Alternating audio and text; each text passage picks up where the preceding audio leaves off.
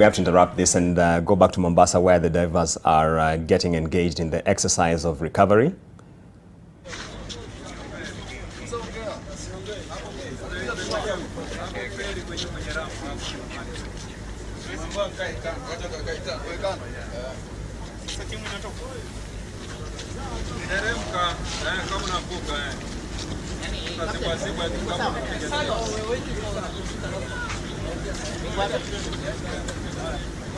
Hapa kwenye hizi side tunapaona.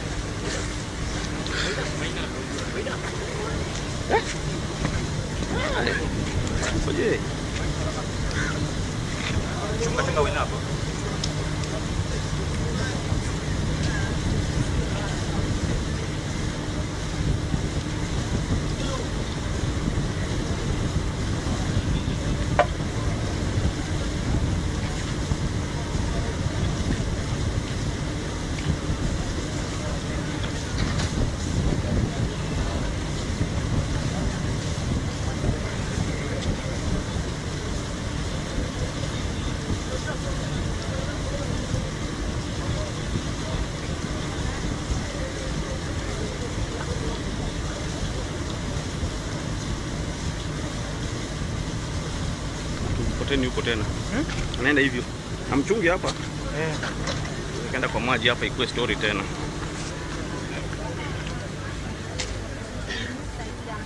Amekuwa katika shughuli kama ile hapo jana, ambapo anaweza kuongoza wapiga mbizi wenzake pamoja na wale wenyeji katika shughuli nzima ya kuweza tu kujaribu kuweza kuliokoa ile gari pamoja na miili ya wawili hao, Mariam Kulienda pamoja na mwanawe Amanda.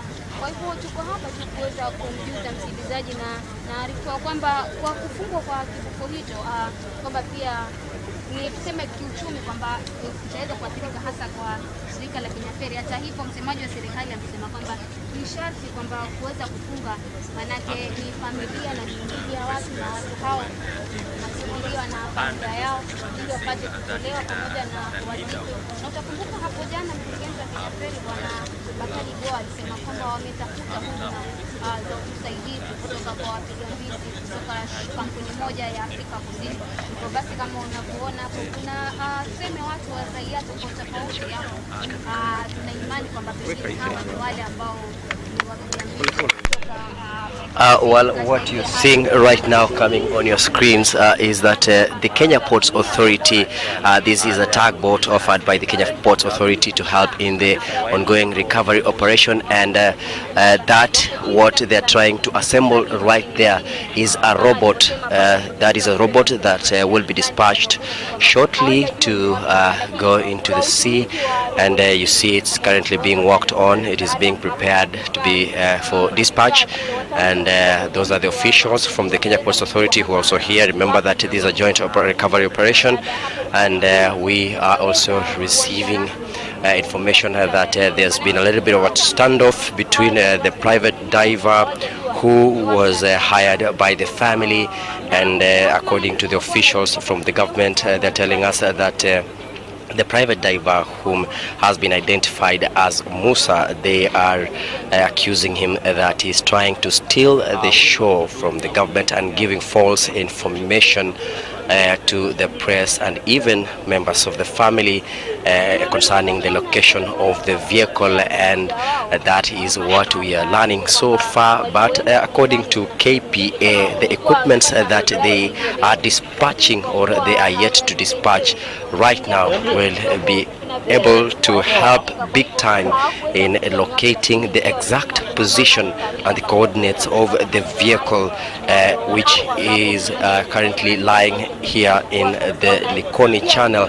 I remember yesterday the Kenya Ferry Management had also indicated that there's a possibility that the vehicle is lying either between 75 or 173 feet, and they gave at least two areas that they suspect the vehicle could be located, but as I said, this is a joint operation, and the management, or rather the person in charge of the recovery mission, that is the government spokesman Cyrus Oguna, who is here, and he is saying that all the agencies have been asked to deploy all their necessary equipment to ensure that they help in this recovery operation. But as I said, this down here is a robot. This is an equipment owned by the Kenya ferry, I beg your pardon, the Kenya Ports Authority,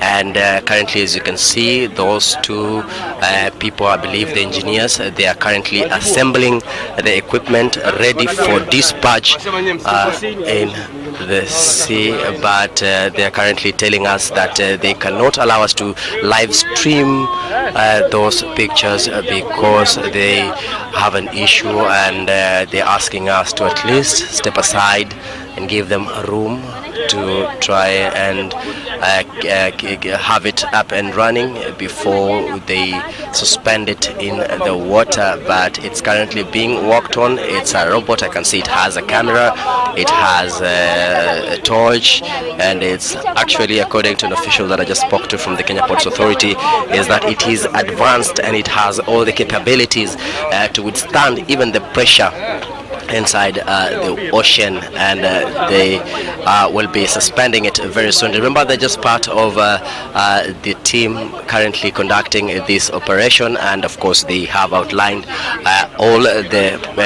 they've taken all the measures, necessary measures to help them conduct this operation smoothly.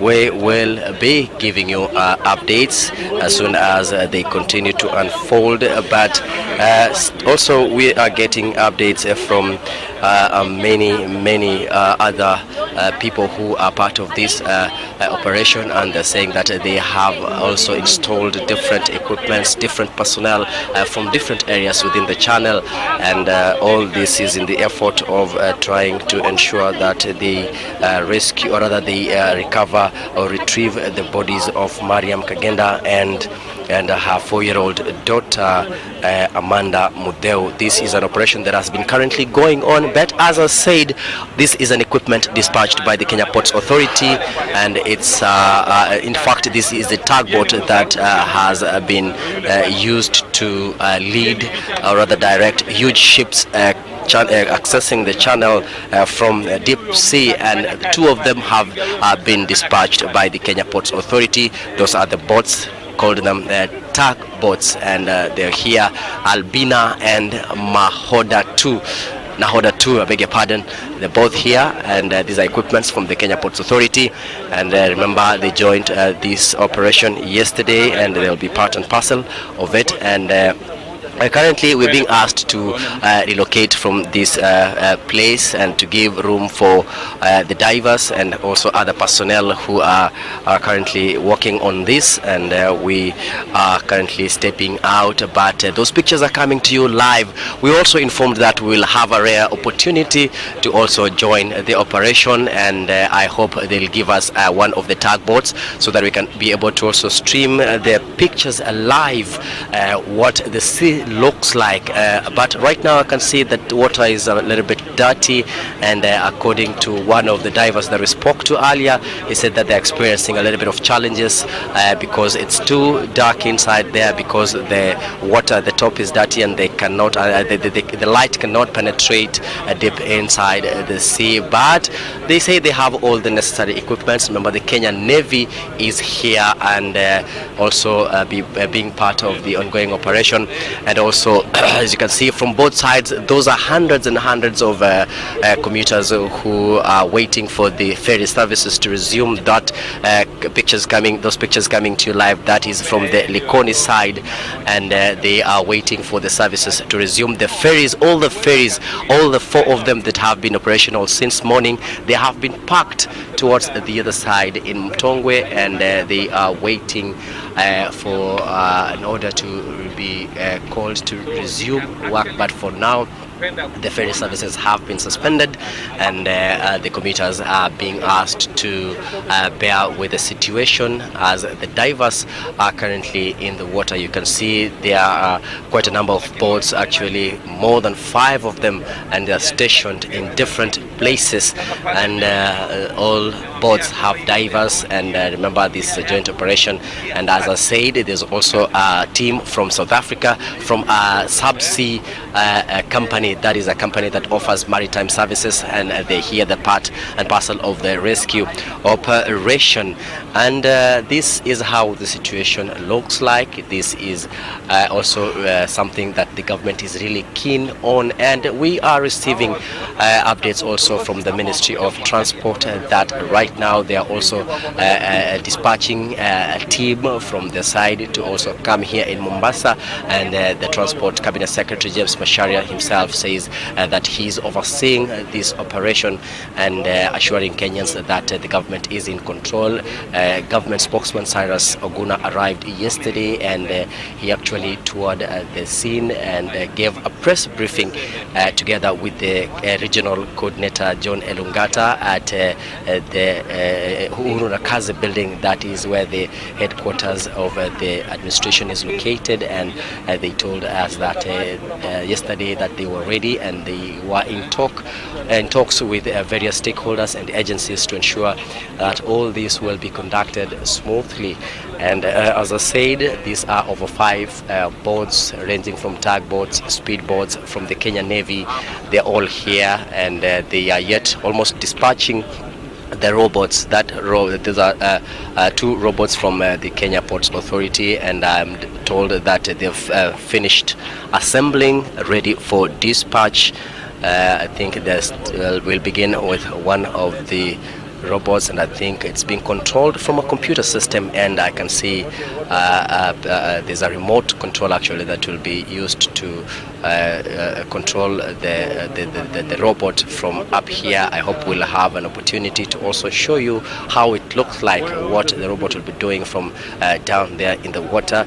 I believe they'll give us that opportunity. And remember, this is something that has really been, every Kenyan is actually following this. We've been streaming these live pictures both on our Facebook page and of course Daily Nation, NTV. And we will be continuing, rather we'll be giving you live updates of what continues to unravel from this place, the Likoni channel. The tragedy, remember if you're joining us right now, occurred on Sunday evening when Mariam, together with her 4-year-old daughter, were coming from Msambweni. Msambweni is in Kwale County, and they live in Mombasa, in Shuda area, and it was around 6:15 when the tragedy befell them before their vehicle, a Toyota Isis, plunged into the sea. And this is still a recovery mission as the authorities work to ensure that they retrieve their bodies. But as of now, those are the equipment being assembled, ready for dispatch. The Kenya Ports Authority has provided the robots, which will be able to also help the divers down in the sea in locating the vehicle. And it is believed that the bodies of the victims are still trapped inside the vehicle, inside the sea. But Julians will still be keeping an eye on what will be unraveling from here in the coast region, Mombasa. We're expecting officials from the government, especially from the Ministry of Transport. I'm informed that the PS Esther Koimet is likely to come to Mombasa to be part and parcel of the group that is overseeing this recovery operation. We will be back with more information as soon as we get them. Please make sure you stay put, tune into NTV, and so that you don't miss what will be transpiring from Mombasa. Julians.